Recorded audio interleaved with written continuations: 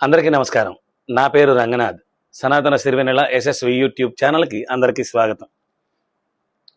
షణ్ణుకి మనం మాటిచ్చినట్టు వాడి 41 రోజుల దీక్ష పూర్తయ్యే లోపల అతనికి భజగోవిందం లేకపోతే భజగోవిందంతో పాటు విష్ణు సహస్రనామంలోని కొన్ని నామాలకు సంబంధించినటువంటి ప్రాముఖ్యతని మనం అతనికి చెప్పి అతనిలా మాలలు వేసుకున్న వాళ్ళందరికీ కూడా దీక్షా ఫలితం ఏదన్నా ఉంటే ఇవ్వాలి అన్నది మన ఉద్దేశం.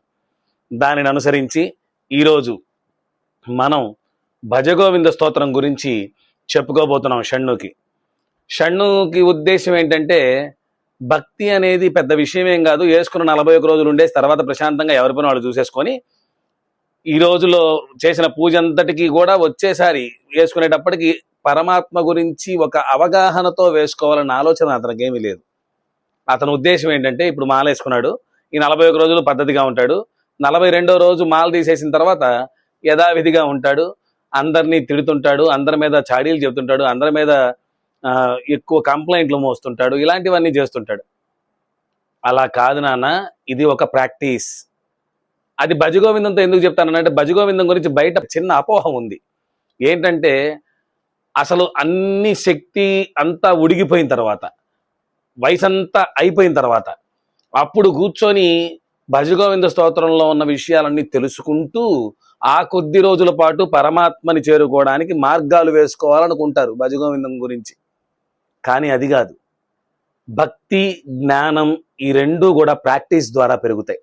మీరు ఎంత ప్రాక్టీస్ చేస్తున్నారో దానివల్ల పెరుగుతుంది.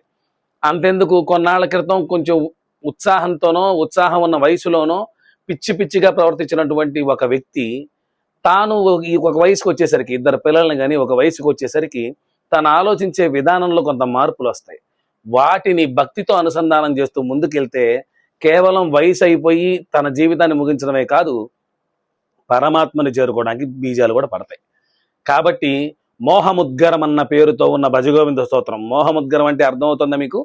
మోహం, మనలో ఉండేటటువంటి మోహం ఏదైతే ఉందో ఆ మోహాన్ని బద్దలు కొట్టే సుత్తి అని అర్థం. అంటే అంత కఠినంగా ఉంటాయి పదాలు, కానీ మన మంచికే ఉపయోగపడతాయి. జగద్గురువులు ఏం చెప్పినా అది మనకి మంచికే ఉపయోగపడుతుంది. భజ గోవిందం భజ గోవిందం గోవిందం భజ మూఢమతే సంప్రాప్తే సన్నిహితే కాలే నహి నహి రక్షదిడు కృంకరణి. ప్రాప్తకాలం ప్రాప్తించినప్పుడు, నువ్వు చనిపోయే రోజు దగ్గరకు వచ్చినప్పుడు, ఆ రోజు కూడా నువ్వు కూర్చొని 60 ఏళ్ల పాటు నువ్వు పెన్షన్ తీసుకుంటూ ఉండి కూడా, ఉద్యోగం అయిపోయి పెన్షన్ తీసుకుంటూ ఉండి కూడా ఇంకా పార్ట్ టైం జాబులని అవని ఇవని తిరుగుతూ ప్రతి రూపాయి నువ్వే లెక్కేసుకుంటూ ఇలా ఇంకా తుమ్మ బంకలా ఎందుకు అతుక్కొని ఉంటావు? తామరాకు మీద నీటి బుట్టులా ఉండే ప్రయత్నం చేయకూడదా? అలా నేరుగా చేయడం నీకు కుదరట్లేదా? అయితే భజ గోవిందం భజ గోవిందం గోవిందం భజ మూఢమతే. నా మొహంలో చెప్తున్నప్పుడు కొద్దిగా ఏమన్నా కోపం ఎక్స్ప్రెషన్ ఏమన్నా వస్తుంటే అది మీరు అట్లా ఆలోచించొద్దు. నేను ఆ మాటలో ఉన్నటువంటి డీప్నెస్ని మీకు అర్థం చేయడం కోసం అలా చెప్తున్నాను.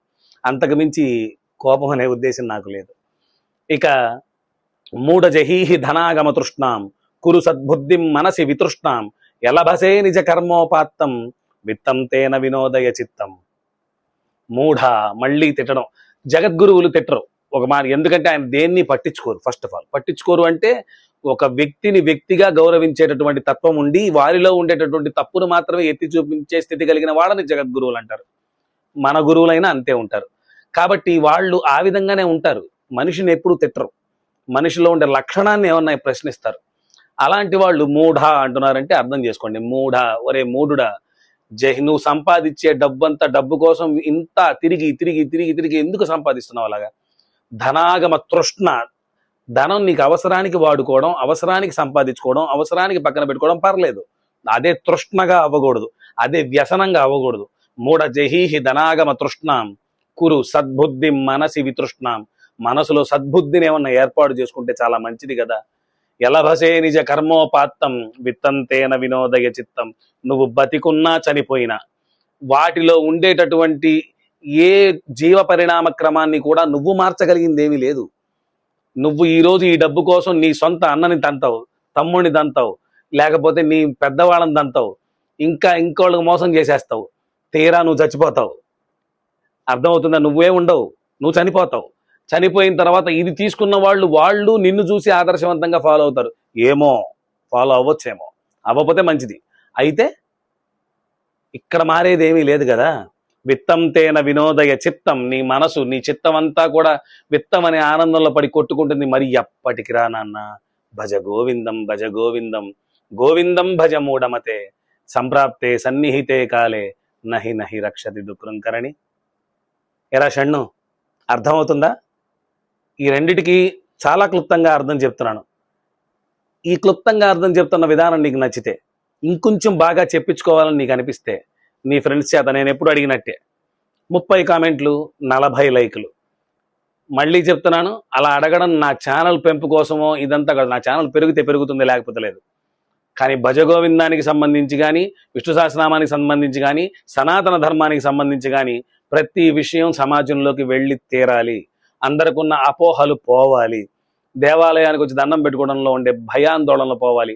వచ్చి దండం పెట్టుకునే వాళ్ళు పద్ధతిగా దేవాలయం ముందు చెప్పులు విప్పిరండి అని చెప్పుకునే దౌర్భాగ్య స్థితిలో దేవాలయాలు ఉండకుండా ఉండాలి అంటే ఈ విషయాలన్నీ జనాల్లోకి వెళ్ళాలి. మానసికంగా మీకుండే భక్తిని బాడీతో, మీ శరీరంతో కూడా చూపించండి, మీ చర్యలతో కూడా చూపించండి అని చెప్పడమే నా ఉద్దేశం. మీ అందరికి కాదండి, నేను చెప్తుంది షణ్ణుకి. షణ్ణుకి అర్థమైతే మీ అందరికి అర్థమైనట్టే. నమస్కారం. ఇంకో 2 శ్లోకాలతో మళ్ళీ కలుసుకుందాం.